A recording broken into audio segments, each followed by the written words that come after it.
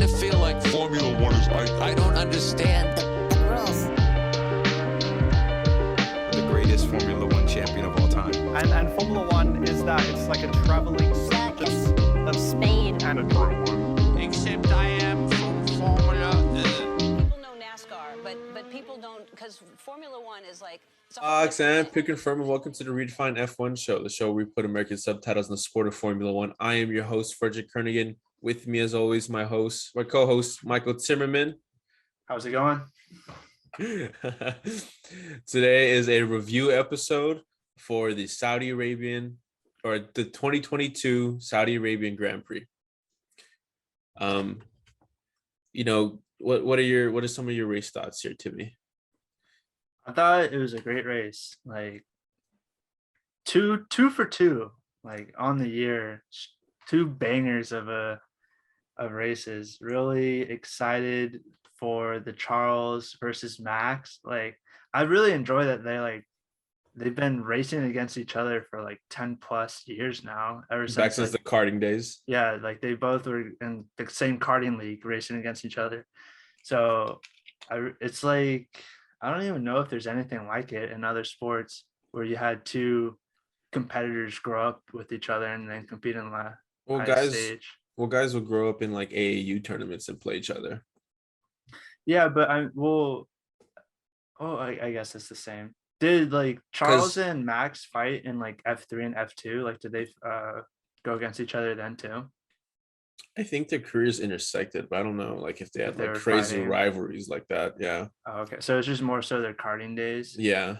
Oh, never mind. I thought they're like throughout their whole career they kind of like ascended or like were like battling with each other like at the same time, because then that would have been like you grew up with a friend and you went against him in like little league, and then you went against him in you went to opposite high schools and fought against him, and you went to like rival colleges, and then now you're at the top stage and now you're fighting each other. I thought that's how like their story was, and I was like, that was really cool. Not too sure, honestly. I know that they had like, competing in the same category and whatnot, but I don't know if they had like the crazy championship. That would be like increase the stakes, I guess. Yeah. But two childhood friends that are now bitter enemies. That's kind of like what Nico and Lewis were back in 2016. Yeah, I know, because they grew up together in the Mercedes program. Yeah, and now they're like barely on speaking terms, I think. Oh, that's tough. Yeah, we're talking about Nico Rosberg and Lewis Hamilton back in 2016. They had a pretty spicy rivalry.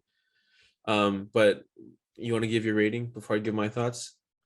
So I gave the race an 8 out of 10. I thought Bahrain was a better race. It might be because it was the first race of the season, and you just kind of get that like, holy crap, we've been talking about it, we've been doing research, we've been studying but just like looking at Formula One stuff for like the 2 months prior to the first race, and it's like, oh, it's finally here. It's like right down to open Christmas presents, like, oh, it's finally here. And this one is like, it was good, it was great, but it was like the day after.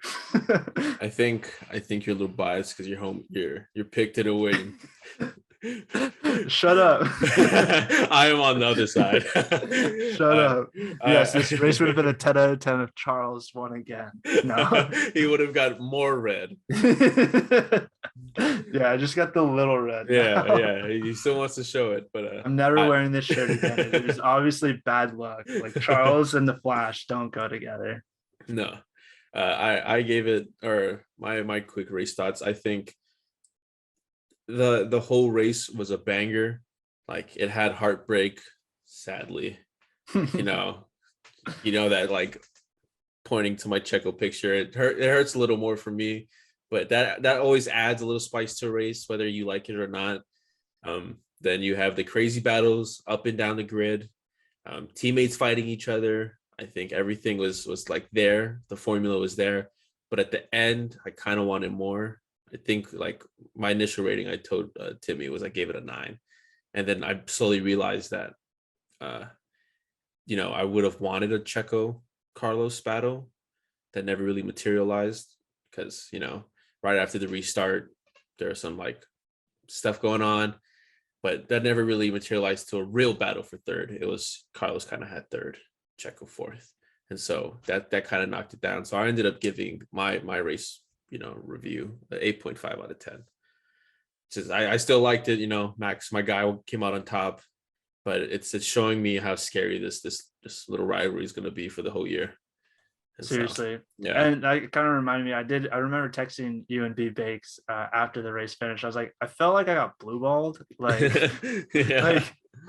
like the last 9 laps, I was like, oh, here we go. Like, Yeah. this is going to be crazy. And then the last 3 laps, there was a yellow flag, which made Leclerc have to slow up and not be able to overpass for like a lap or two. Well, and I was like, whoa. But before we get into that, let's just say that we're Oh, gonna go through our okay. highlights. Yeah. We're gonna be breaking I it feel down. blue balled. There. That's why I gave it an 8 and not a 9. Yeah.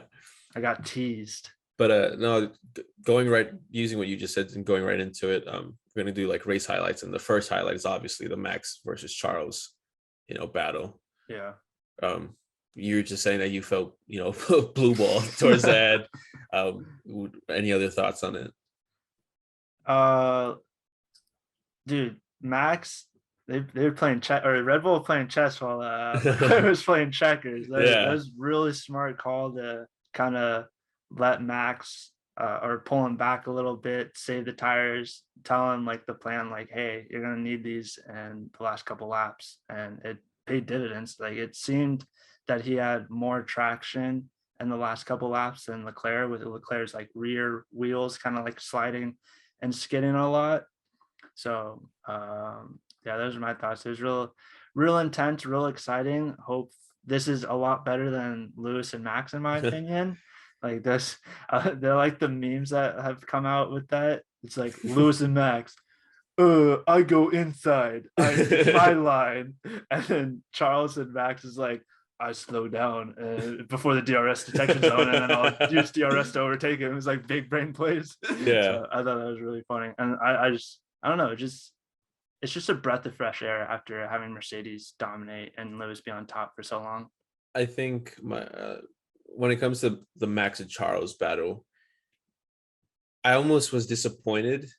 Like, don't get me wrong, we're gonna get to it later with the whole Checo poll, but I was almost disappointed because I want, like, literally from lap 1 to lap 50 of Max v Charles, because that's like, I think no one would call me crazy to jump the gun and say that's gonna be like a battle. That's the championship right now. Yeah. And so, unless if Mercedes go like, okay, guys, we seriously are dropping the last sandbag.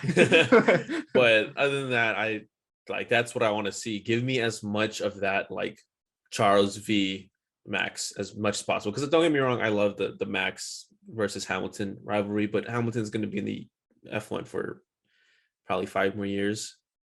Like, that's me being very generous, I feel like. But this Max v Charles could be the new Senna Prost, or who's another good one? Michael Schumacher versus not Damon Hill. I guess you could say Damon Hill, but yeah, Michael Schumacher versus Mika Hakkinen. Yeah, like those like, we need a rivalry for the future.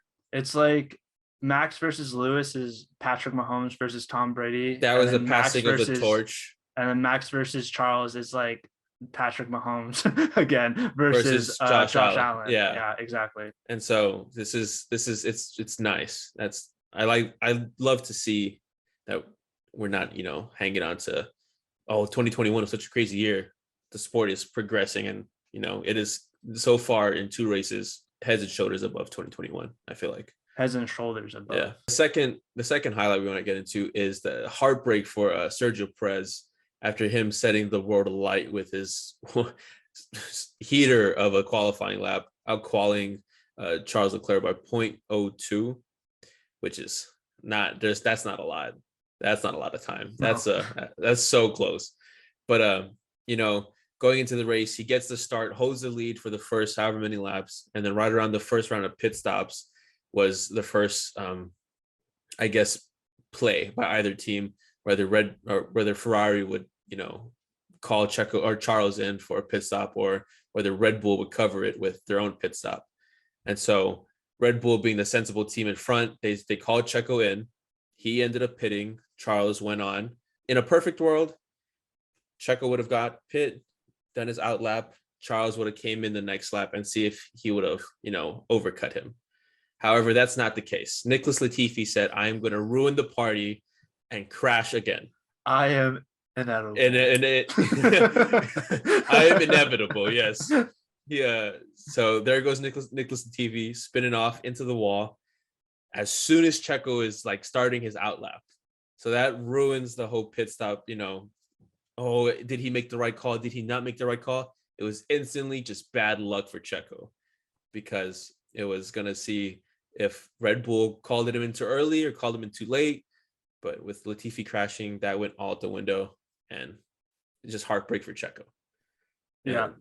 And the reason why it went out the window was because it allowed Charles to basically get a free pit stop. Like he was able to go get new tires without losing his position, which because Checo pitted the lap before, he went from first all the way down to fourth, where if they kept racing, Charles and Carlos and Max all had to pit after Checo, which would then put him back up to first, which is why it was like so heartbreaking and just terrible timing because he was the only person that in the top 4 that pitted and then didn't gain it. He lost everything because of without the Latifi crash, the worst it would have been for Checo would be P2.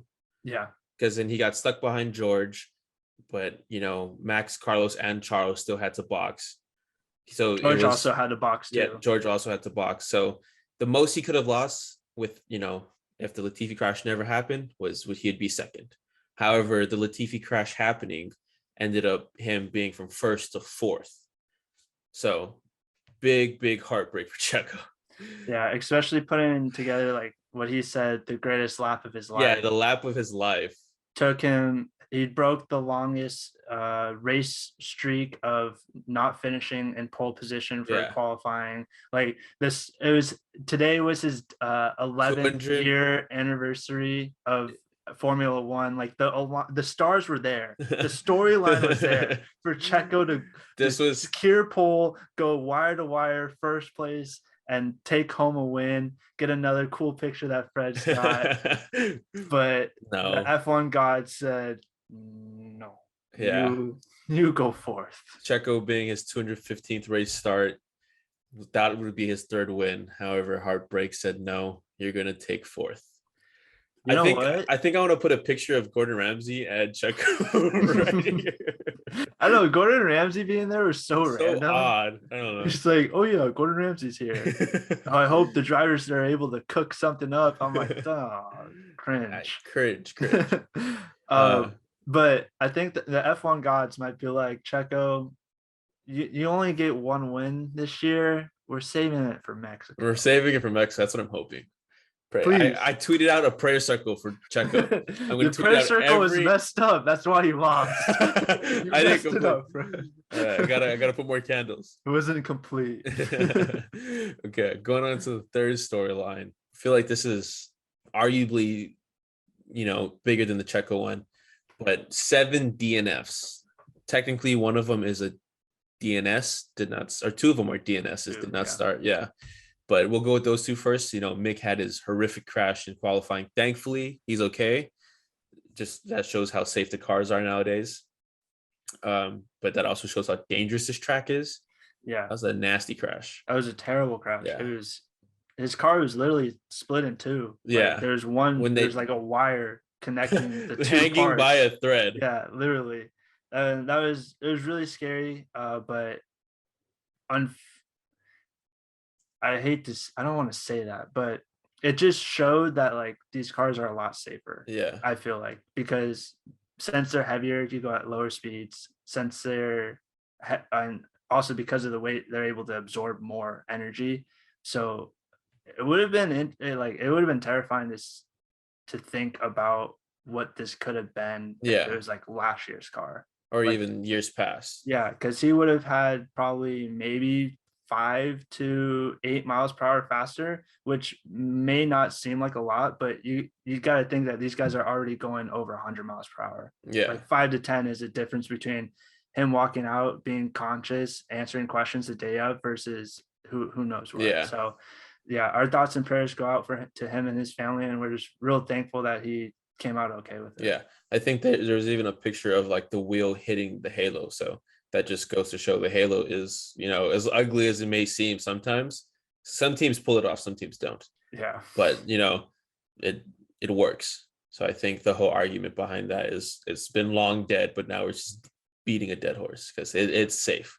I would hope that it was never an argument. Like, No, people when they first introduced it, they were like way against it. But now after the Grosjean incident and after like Max and Lewis last year, that was a big one too. Yeah. So it's just proving. But going on to the other DNS would be Yuki Tsunoda. He had like I didn't realize. I didn't start watching when they're doing the recon laps. What happened? Did you know? He didn't have any information. When they got interviewed, he was just like, I don't know. Like they told me that it's not working and I can't race on it. So I was like, okay.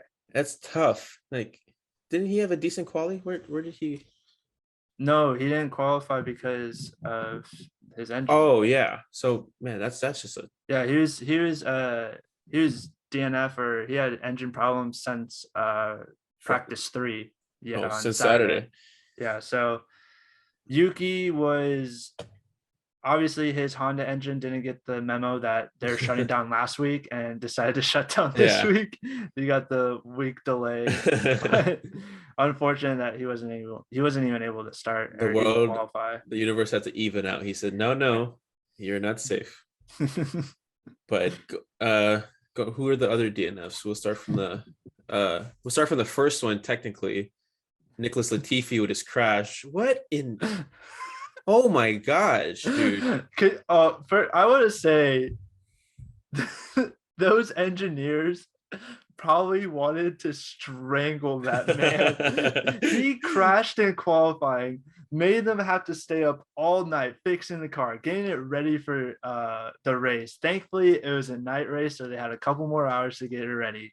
They get it ready, and then he goes and crashes again in 12. Was it in the same corner? I don't know if it was in the same corner, but it wasn't because the other one he flicked it into a weird angle, but this one I think was on the very last turn. Yeah, the engineers were furious. I bet they're like, "What the heck?" That's how drivers lose faith in their team, or their teams start losing faith. So more stuff like this. I think Albon's gonna slowly become the number one driver, even though Nicky's been there for a cool minute. I feel like he's number one already. I don't know. Maybe the whole him not finishing. Like if he finished today, I feel like he would have also. Maybe, but he also finished last week, so that's fair. But going on to the next DNF, which to me was the weirdest one, because Daniel Ricciardo went to go downshift and it just went wow. Dude, well, Daniel Ricciardo, Fernando Alonso, and Valtteri Bottas, all their cars turned off within the same minute of each other. Yeah, I think Fernando started losing power, and then they're like, "Oh, Daniel's car is completely shut off." Yeah, and then next thing you know, they're like Bottas. They're carrying Bottas's car into the pit to retire it. I was like, "What's going on? What is happening?" I mean, dude, that's 5 or 6, depending on what really. I didn't know what really happened with Gasly, but that's 6 possible, or I guess 7 with Tsunoda this week too. Engine failures, just power shuts off. So I think they're different though. They're all different. Yeah, I think the three that retired in the same lap were 1 or 2 laps. The Valtteri Bottas, Fernando Alonso, Daniel Ricciardo. They had the same issue, which was just overheating. Okay. Like Daniel said, the engine got hot, tried to control it, didn't. Valtteri said, along the same lines. I think Fernando Alonso also pointed towards that, but then Yuki Tsunoda, that he couldn't overheat because he couldn't even get engine. So yeah, that's a different issue. I think the rest of them were all or Nicholas Latifi was a crash, dummy. And then the other ones are also crashes. Well, I was talking about last week too with the 3 Red Bulls. I think these cars, how there's just 6 cars that turned off. But Red Bull had Red Bull had their own little fuel the fuel pump issue. vacuum issue. Yeah. But yeah, that was really bizarre. And then the last one was Alex Albon. Making contact with Lance Stroll going into turn one, and it was just kind of like he didn't give me space, and Stroll's just like, what is he doing? Like, it was, they showed one replay, couldn't really tell who's in the right, who's in the wrong. I'm going with Albon being in the right, honestly. I'm siding with Albon. That's Yeah, racing. I You also gotta give him hate Lance space. Stroll. I agree. Stroll's is the devil. No. My mama says Stroll the devil. No. But I think he had the right to be there, and Yeah. Stroll's just slammed the door, and by slamming the door meaning like he cut off that driving line, which was unfair, but it's hard to say. Yeah. We see a different angle, and all of a sudden we're singing a different tune. Albon shouldn't have, stuck a nose up there, blah, blah, blah, blah. It's all depending on the camera angle you see. Exactly. But at the end of the day, Albon, stricken car. I think he pulled off by turn 2 or something, which, yellow sectored one, which is, very nice. Very helpful. Very unfortunate. Very, very terrible. I hate Alex now because it just so happened that Charles is about to overtake Max, and they're like, yellow flag. Hold Didn't on. happen. Never happened. Never happened. No, Didn't no, happen. no. Never happened. You can't do that, Charles. Not again. But no, going in that turn 1 was a huge overtaking spot, and who really put it into like who put a show on there was the 2 Alpine boys, and that's who we're going to talk about next as our next race highlight is the Ocon versus Fernando, basically whole race battle. I don't want to say whole race. At the end, they kind of Nando retired and Ocon had his own little race, but that was a pretty spicy battle between the two of them. Yeah, it's interesting because Fernando's car turned off because of it overheating, and I would imagine that was because of this battle of him and Ocon. It definitely didn't help, yeah. So it's why did Ocon's car not overheat? So, but I don't know, different car, different engines, different everything. But yeah, this battle was the battle of the race for the majority of the beginning parts of it. Everyone else was kind of falling into place, not pushing too hard. Sergio was at one point up 3 seconds on Charles, but you're saying Charles is probably just kind of cruising, kind of doing tire management.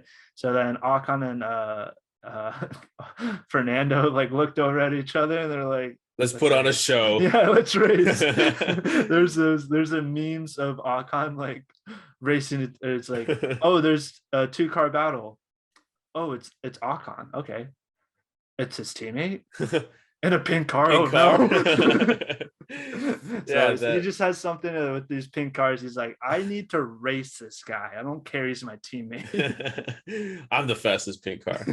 I think they traded almost seeming, because at one point Fernando looked like the clear, clearly the fastest, the faster one, and then all of a sudden, whenever Fernando finally made the move, because the first attempt, what's his name, Ocon kind of squeezed, and then everyone's like, oh, spicy racing. But I was like, that's a cut. He's covering it off. That's not spicy racing. It was nowhere near in super jeopardy, but it was a little bit of a late jink. But still, that it went from that. Then finally, Nando passed him, and then all of a sudden, Ocon is right back. I'm like, who really is the faster one? And I think they're just switching to DRS, honestly. Yeah, that was I think they probably had really, really similar pace, and the difference maker was the DRS. And if you're behind them, you had the DRS, which were able to overtake. And because they were fighting so much, that they allowed Bottas and Kevin Magnussen to kind of sneak in. They're like, don't mind us. We're just gonna try and steal these positions. I think so for those for the newer fans, you definitely you never want to see your two drivers going really at it, but you never want to see them going at it on the second race. It is a little too early for them to be racing as spicy as they are. You kind of want to just bag the most points because it is a new reg. It's the whole just a big bag of mystery. So you want to just acquire as many points as possible. And to do that, you got to have teammates who work with each other instead of no, I'm in front. No, I'm in front. No, you can't have that. So it'll be that'll be interesting storyline to look for the rest of the season. Yeah, it should be fun. I think well they only did the pink cars for the first two races, right? Yeah, so they're gonna race in blue cars. So maybe Ocon will like ease up a little bit. Maybe he just hates pink. Maybe like he just sees He just pink. sees pink. He's like Yeah. race. Maybe he's a little colorblind, so it's like him seeing red. And he's like, but now there's blue, it's gonna like kind of chill him out, Yeah. like mellow him out a little bit. Hey, Fernando, let's work together. Bro. Yeah. let's get these guys. I'm Esteban Love now. Hey, let me know if you see that pink car. I'll race it. I'll race it real quick. We're the pink car. On to like probably the biggest storyline that we should be paying attention to throughout the year is the troubles that Lewis Hamilton is experiencing. Jesus Christ, what? I can't believe what happened? I thought this man was gonna win the drivers' championship, and now I don't even know if he's gonna be top 6. Like, I thought this man was like Jesus with the steering wheel. I know. I really feel bad for him because it gives ammo to the Lewis haters that always say like, "Oh, Lewis," or no, I'm not gonna do that voice. But it's the car. It gives ammo to the Lewis haters that go like, "Oh, it's the car. Like Lewis isn't a good driver." Like Michael Schumacher. It's more so like the Michael Schumacher GOAT fanboys that are like, "He's not our GOAT. Like he just has the better car," as if Michael Schumacher also didn't have a better really good Ferrari car at the time. I never understood that argument, but yeah. I don't either. But I feel bad because it hurts his legacy in that aspect. I don't feel bad because, like I said earlier, it's a breath of fresh air to see newer, younger guys fighting for the position. But I kind of wish that he was like, I don't know. I know we compared him to LeBron James, but he reminds me a lot of Tom Brady, where it's like, oh, well, when Tom Brady went to the Bucks, it's like, oh, he's like kind of cheer for him, but it's like I still hate you for all the terror, all the years of terror that you heartbreak you caused everyone. Yeah. But now you're kind of cool, so it's like I don't know how to feel about you. No, I as much like I think most of my anti-Lewis, like what I portray and give off, is because I'm a big Max guy. But I want to clear the air. I do not like dislike Lewis Hamilton in what like I think he's a great driver. He's a stand-up champion, great representative for the sport. And dude, sometimes he's the drippiest man in the world. Other times he looks like an astronaut. However, like I think I do agree the ammo to the haters is they're just letting it fly now. They're like, I've been waiting 8 years for this. And I hate it. I absolutely hate it. Like everyone, like they hate jumping on extremes and everything, but everyone's like, oh, I've been waiting for this ammo. And they're just letting it rain. Like Lewis had trouble, but I think if you look at what Toto said, and even what Lewis said, they had a setup change that they absolutely botched. It was not the move. Whatever they did with George's car was it ended up being the go-to formula. Lewis unfortunately drew the short straw, got the bad one, and then now we're here talking about how he was first time knocked out of Q1 since I think 2017, and then 2017. That was off of like him crashing. The last time he was out in Q1 or like that early was 2009. Oh, just because he didn't make it. Yeah, like just out of merit. Time. Yeah. Dang, 2009. Nuts. It's like it's crazy. Oh my gosh. Hold on. Yeah. What was going on in 2009? I'm gonna look up the number one song in 2009. I feel like No. What is going on I don't even know. Number one song in 2009 was Beyonce, "Single Ladies, Put a Ring on." Oh, what a great song. That's insane. That was playing on your radio all the time. Constantly. You're getting just bombarded with single ladies. The hand twist. The last time Lewis didn't qualify or didn't make it to Q2 was when Beyonce was still making music. I know she made that like Lemonade album in like 2016, but she hasn't made. That was because she hated Jay-Z at that point. It sucks. I do not appreciate the Lewis, hate, but it is that's what happens when you're struggling, because he was even surprised that he got P10. I saw watching his interviews, like after not making it to Q2, he just seems so deflated and he just seems so unconfident in this car and in its ability that was probably a big reason why he wasn't even able to like push it as much. Like the car has problems, that's like without a doubt, but also like on this track, the fastest street circuit in F1, like you need 100% confidence that your car is going to perform and do what you ask it to do. And with him not feeling that way, I feel like that was like the biggest effect on his time and the reason why he wasn't able to go further.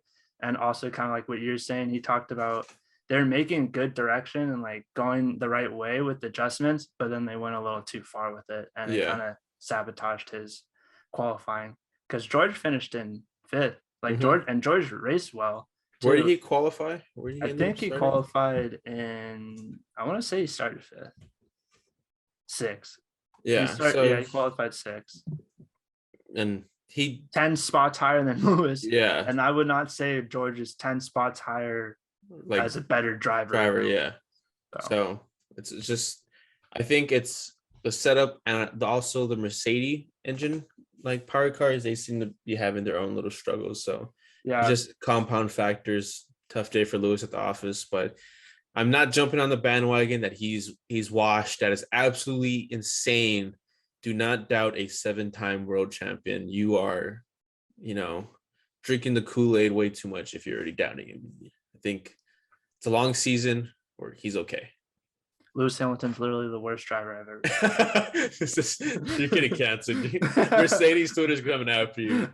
Please. Team LH44, I am not with him. Go, get him. Yes, please give us views and feel free to dislike and give us interaction. Please, we're begging you. I'm so desperate. But those are the 5 big highlights from the store, like the race that we want to focus on. We want to start a thing where we look at this race and we compare it to a game from an American sporting league, football, basketball, hockey, whatever it may be. We both agreed that this was give us big Chiefs versus Rams 2019 vibes, big vibes. You have that high scoring game, 51-54. And if you ask Roger Goodell, that is his wet dream of an NFL game. That is what he wants to see every Sunday. He wants to see franchise quarterbacks absolutely just slanging it. Granted, if I remember correctly, half of the points were defensive touchdowns. Yeah, so it came about weird, but still, I'm sure Roger Goodell was absolutely having a blast of a time. He's like, "Oh, money." Yeah, well, it seems like, I don't know if it's just because I follow football, but there are a couple Monday Night Football games that it seems like for whatever reason, that was the one Monday Night Football everyone watched. Like that year, it was the Chiefs versus the Rams. And I remember way back when Michael Vick was on the Eagles and he scored like 60 fantasy points and had that like 90-yard bomb to Deshaun. Dude, yeah, like against the Redskins, goodbye ball. They destroyed, that game. Michael Vick single-handedly destroyed the Washington football team, or now the Commanders.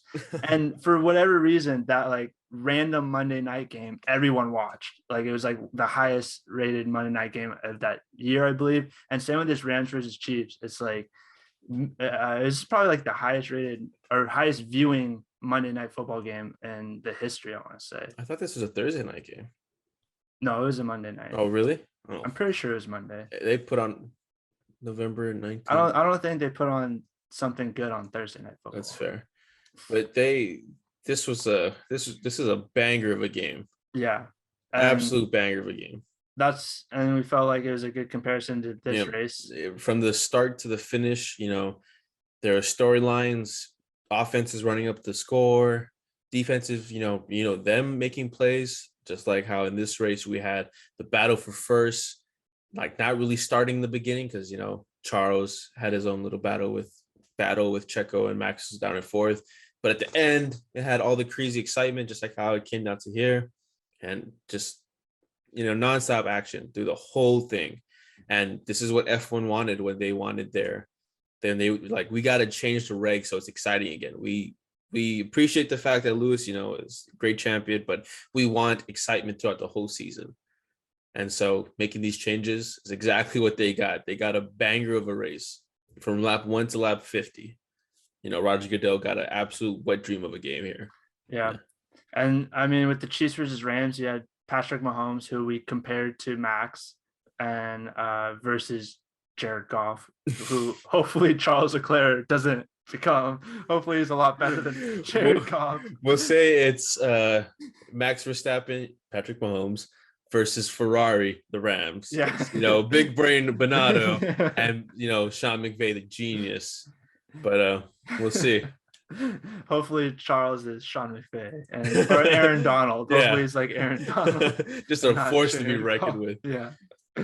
But that would be our American comparison, because both games, like I would say that game for me was a 9 out of 10. It would have been a 10 out of 10 if a team that I cared about was the winner of that game, but I don't like either team. But it was still a good game. Would it have been a 9 out of 10 if the Chargers lost that game? No, it'd be 8. Because I don't care. I love silver linings. As a Charger fan, you learn to just attach to silver linings. And so I'd be like, yeah, we lost, but we scored 51 points. Oh, but you threw this many pick sixes, 51 points. What are you talking about? When's the last time your team scored 51 points? But you lost. Shh. But we scored 51, silver lining. So yeah, that's really funny. To wrap up the episode, we mentioned in prior episodes about our weekly awards, our race awards. As always, we're going to give you options, and then we're going to tell you who Timmy and I chose for the first award, the Dale Earnhardt Award. The options are Charles Leclerc, for even though he lost the race, he still raced his ass off. On the flip side, Max Verstappen, because he raced his ass off and he won. George Russell for pulling a car that we see as struggling, the Mercedes, into P6 on qualifying and then P5 in the race. We had to give a nod to Sergio Perez because, first Mexican to hold pole position after his 215th race or whatnot. He finally got it. So that's also a big dub. So we had to give it to him, even though the heartbreak happened in the race. Who did you give it to? I ended up giving the Dale, or the Driver of the Day award, to Max. He's shown that he's no dummy, that although Charles got him again. Fool me once, shame on you. You can't get it fooled again. I don't know how the quote goes. Fool me 4 times. Okay, maybe I'll start learning. I'll start catching on to your tricks. But yeah, so he showed that he was able to kind of learn and not fall into Charles' tricks every time. Yeah. He was able to be patient and to preserve his tires to when it mattered most at the last lap, or the last couple laps. And then he was able to make the overtake and then maintain that position for the rest of the race, which, I mean, can't really argue someone going from P4 to winning the race. Like, how are you not Driver of the Day? Yeah. I'm in the same boat. I gave it to Max, and it was either Max or Charles, and Max won the fight, and winning the fight means he won the race. So if it was, vice versa or whatever, then I would have given it to Charles. But it's clear, hands down, Max won the day. I finally get to, be a little bit excited. Would have loved a Checo win, obviously, but I'll take a Max Verstappen P1. For the second award, the Peyton Manning or the Big Brain Award, the Omaha. We got, the options are Red Bull, for they're telling Max to chill out, let Charles burn his tires, you play the long game. Even the starting Perez in front of Carlos for the restart to protect Max. That was a big brain move. Some could see, a little bit cheeky, so big brain. Leclerc for trying to, you would think Max would learn from going from Bahrain. He wouldn't have fell for any traps, but he fell for the first one. Yeah. So let's give it up to Charles for that. And then Max for figuring it out. He's also up there for the big brain award. But I think we both agreed once again, Red Bull. Yeah, the Red Bull team really won this race, not for Max, but put him in the best position to win it. And Yeah. I feel like if the safety car didn't mess up Checo, that it would have been really interesting to see how that would have played out. I think it would have put him in position to continue to be in first, if not second. Yeah. But also they're a little cheeky, like, oh, race control isn't telling us that we have to give away this position yet, so we'll wait until after the restart to then give it away so we don't have a penalty, to allow Max to just focus on chasing Carlos and not be sandwiched by the two Ferraris and have to worry about defending and possibly losing Charles in his defense. Like, once again, the Mexican Prime Minister defense shows up. Granted, this one, not as important, but still he did his job. Yeah. So I thought the Red Bull team did they're on their A game, and they came out with the big brain plays, and it paid dividends and ended up working out for them. Yep. Same boat here. Next is our Nate Peterman Award, the big dud of the weekend, big stinker. Options are Nicholas Latifi for crashing not only in qualifying, but also in the race. And you know what makes it funnier? He said, I don't know how I lost it. It's just on. I was like, what do you mean you don't know? You threw the back end out. I don't know. But yeah, Latifi's up there. Alfa Romeo as a team. How do you not as a team realize that you can't serve a penalty during a safety car? How do you not know the rules of the game? You're the team. How do you not know the rules of the game? That's my gosh. It's like a NFL coach being like, what do you mean? What do you mean I can't call a timeout? What do you mean I don't have 4 challenges? Yeah.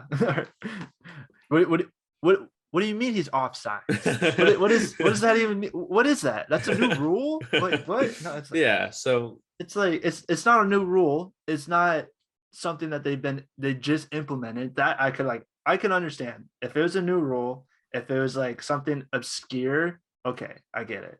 But this is like kind of like meat and potato rule. Yeah. Like, you cannot serve penalties during a safety car. Like, the fact that you don't know that, like, terrible. Boo. because Zhou at the time already had a bad race because he had the penalty, obviously. I don't think he figured out turn 1 for a cool minute. But then his start was horrid. Once again, they're having clutch issues. Yeah. And just all of that compounded, and then boom, drive-through penalty because your team screwed you up. So Alfa Romeo, boo on that. Boo for that. Boo. Shame. Shame. But the last option is Mercedes. Their team absolutely got it wrong with Lewis Hamilton's car. I'm not putting the blame on Lewis. I'm putting the blame on the engineers. You can't. What do you do to that man? Like, what is happening? So what did you have him go out there with? Yeah, a box and 4 wheels. Like, what is going on? Yeah, it's not good. So who did you end up going with? If it wasn't obvious enough, I would voted for Alfa Romeo.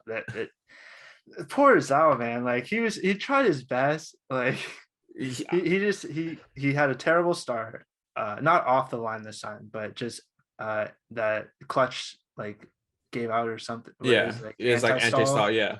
So he dropped all the way back to the grid, fighting his way back up, had to serve a penalty, goes in to serve a penalty, does it at the wrong time because his team tells him to do it at the wrong time. And then his pit crew messed up the pit after, like, when they're waiting for the penalty, like after they served it, the guy that was supposed to lift the car. Oh, the Jackman? Yeah, he missed it. And he was like, oh, you come over here and do it. And like a bigger Jackman came and was like, ugh. And so he had like a 5-second pit stop. So he ended up basically serving 10 seconds in the pit to And then a have to do drive-through. a drive-through. Like, oh, I feel so bad for that man. Like he was trying to. Feels bad. Feels bad. I'm on his side. I Yeah. believe in him now. Like you're not He's- just a paid driver. Yeah.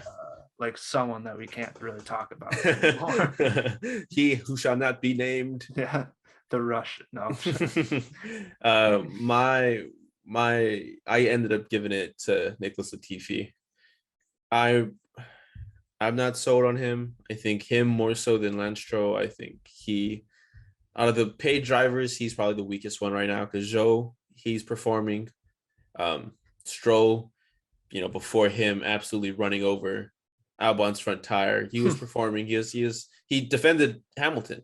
Yeah. He squeezed Hamilton. That was a good defense. I was like, yeah, Stroll. But Latifi just screwed up in quality and screwed up in the race. So he's got me. So he's got my thing. I think Max got Latifi on speed dial. Hey, Latifi. One of his need you buttons on Max's steering wheel is Latifi off button. I'm gonna need you to give me this win real quick. Yeah. Yes, sir. Next, going on to the meme of the weekend, the Mark Sanchez Award, butt fumble award.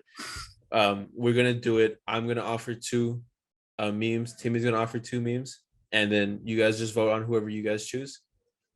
I'm gonna go with the Lothanos memes. If any of us have seen them, the Nicholas Latifi.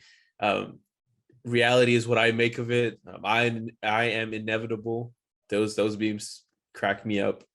And then my final meme would be after Checo's cracking lap. Checo's dad somewhere in Mexico, and he's just going buck wild. Those are positive vibe memes. I like that one. Yeah, So. those are great. Those For me, my two, I went with Ocon fighting his teammate in a pink car. I thought those are just making me crack. The Mr. Incredible one is my favorite. Yeah, that one was really funny. And then also Lewis finishing P10. So apparently is it his race director or who's Bono? Pete Bonington is his race engineer, so the guy that's Race talking to him engineer. constantly. Yeah. So his race engineer was like, all right, Lewis, finish P10. Sorry about that. Tough day. And then Lewis responds, do we even get a point for that position? And then so, yeah, and you'll see it, but like at the picture, it's like, where am I? What is this place? Like, it's like, I've never been here before. Like, I only know 25, 18 points. What is one? What is one? This is for fastest lap. I did get fastest. Yeah. Like, how do I get a point? What the heck? But yeah, those are great memes. And our final award, the Shaq Award, the Big Body Award. We got four options. We got Valtteri Bottas, before the unfortunate DNF. He was putting on, he snuck up on the Alpine boys, scared them, made a couple moves here and there. Then we have Esteban Ocon. He was one of the Alpine boys racing. His teammate would have got it, but, can't put two from the same team. So we ended up giving it to Ocon because he also then fought and beat Stroll at the end. Yeah, he redeemed himself. Last year he lost the drag race, and this year he was able to keep it. So he's up there for the Shaq Award. Third option being Lewis Hamilton for starting in a terrible position, P16. He had a few overtakes. Granted, it was like DRS overtakes, or going into the final corner or whatnot, but he put on the move, showed that he isn't washed. The car is struggling, but he isn't washed. And then the final option would be Max Verstappen for obviously coming out on top when it came to the Charles v. Max battle. Who do you want to go first? I voted for Bottas. I thought I really liked his little sneaky, because he was super far behind both Alpines. Like the Alpines. He even said it too. He said, I have more pace. And the engineers are like, just let him fight. Yeah, like you'll catch up. Yeah. And I really enjoyed how he's like, okay, let me just sneak on in here. If I don't make eye contact, they won't know I'm here. He's like, excuse me. Yeah, because they're like fighting each other, and he's just like trying to squeeze on by. He's like, let me just get in here. And then Ocon was like, get out of here. What Who's are this you, guy? yeah, what are you doing here? But yeah, he raced really well before the unfortunate Retirement. overheat, Yeah. retirement. I really like Bottas. I think that's also great memes that are coming up is like how happy that man looks, not in a Mercedes He's car. thriving. And he dodged a bullet. He got out of there at the exact right time, which is great for him. Like, so just happy to see that he's doing well. I love the fact that he and George started side by side again. I went with Esteban Ocon for my Dale, not my Dale award, but my Shaq award, my big body award. He went toe to toe with Fernando Alonso. I think there would have had a great battle until the team called, all right, enough of that horsing around, let's race. And so as soon as that happened, Bottas got him, but still he had a great battle, fought back, ended up getting Norris at the end.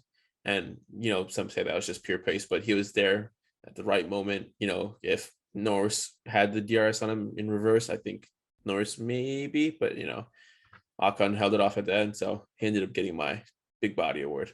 Plus, he put on some, pretty decent defenses.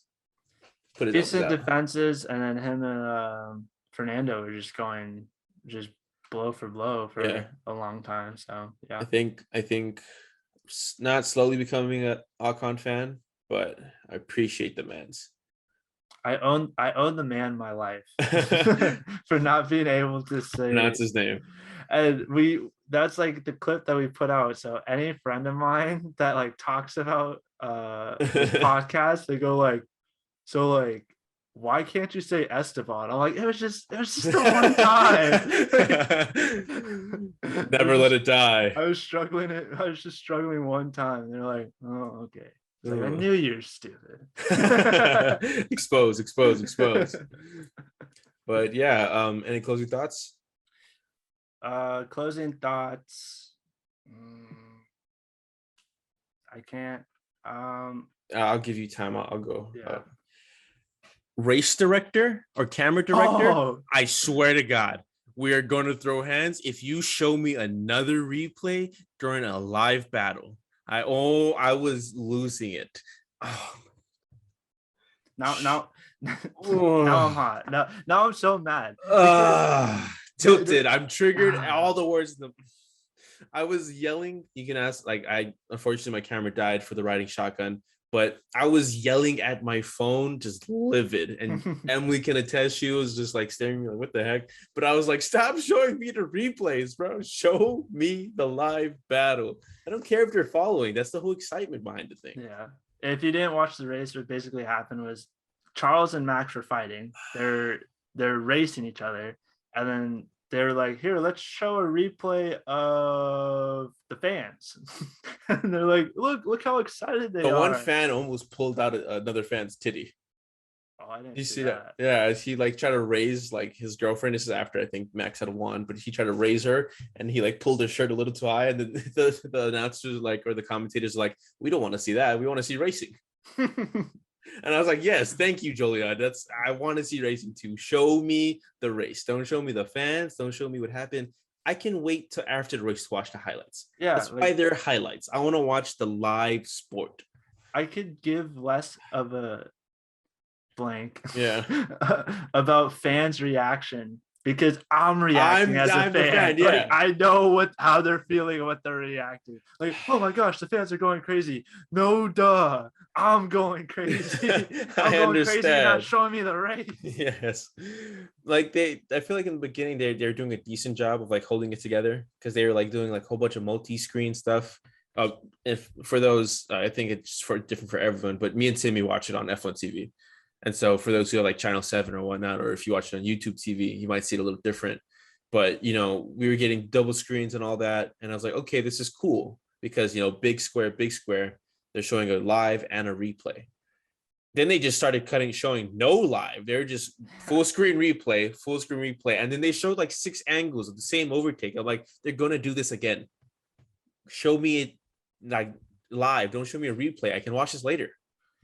I want to piggy off your closing thoughts because it triggered, and when you mentioned F1 TV, it triggered something that happened a couple times during the race that just made me very angry. What? They're like, "Oh, this is an exclusive Oh, F1 yeah. TV look," and then if you wait 5 seconds, they're like, "Oh, they're showing it to the whole audience." You just saw this 5 seconds earlier. Yeah, I've mentioned in the reaction of the race. It's like, oh, so I'm paying a subscription for a replay of a mini screen, but then the general audience gets to replay on the full screen. Yes, money Thank well you, spent. F1 TV. Thank you for the exclusive. It's like, here's the exclusive look. It's no longer exclusive.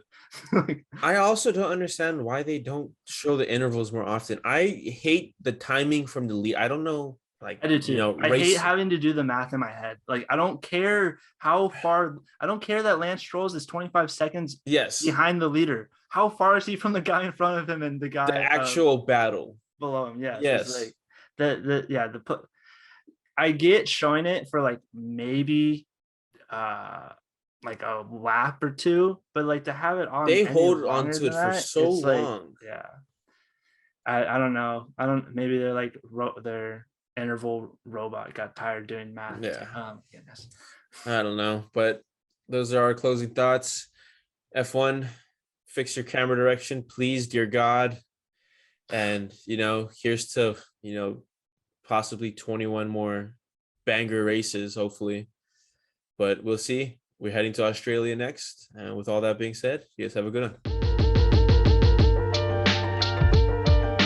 Explain the difference. Yeah, Formula One is the pinnacle of motorsport.